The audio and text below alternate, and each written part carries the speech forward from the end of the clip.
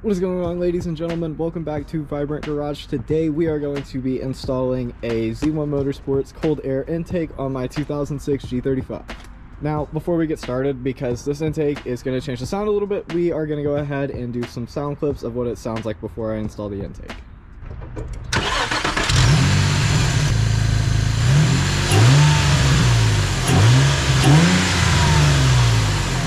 Alright, so now that we have that part taken care of, we can go ahead and get this crusty, gross, old intake off of here and get this nice new one on.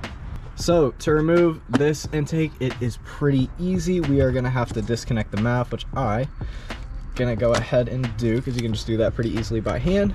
And then it's going to be a 10mm right here, and if yours was put in correctly, it's another 10mm right here. We're going to have to disconnect this hose up here, and we are going to have to take an 8mm or a Phillips head and go ahead and loosen the clamp that is connecting the intake to the throttle body. So I'm going to go ahead and do that, and I'll be right back. Alright, so now that we have the old intake out, we can go ahead and get this new one slapped in. Now, you will have to reuse your MAF sensor housing, and if you guys are doing this for yourselves, I highly recommend you go and take your mass airflow sensor out, pick up some mass airflow sensor cleaner, and clean that. And while you already have your OEM intake off, I highly recommend that you guys take your throttle body off and get some throttle body cleaner and go ahead and clean that as well. Mine has been cleaned really recently, and so has my mass airflow sensor, so I'm not super worried about doing that at the moment. But now let's go ahead and get this new intake on.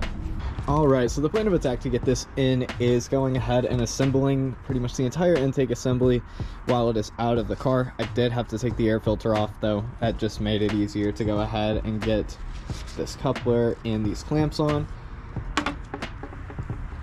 What I'm doing up here is I went ahead and put the coupler side on the throttle body, and what I'm going to do is I'm going to connect this tube right here to this hose and then finish putting the intake all the way in, and then go ahead and put the air filter back on, and we will see where that gets us. Alright, so now we have the intake almost all the way in, and I did have to recruit a pair of needle nose pliers to get this tricky little hose down here all connected to the new intake, but it's connected now, and the last thing to do is go ahead and open up these clamps, put them on, seal it up, connect the MAF, and then go ahead and start it and see what it sounds like. Alrighty, everything is fully connected up, MAF is connected, everything is on up there, so now we're going to go ahead and start it and give it a couple revs and see how it sounds.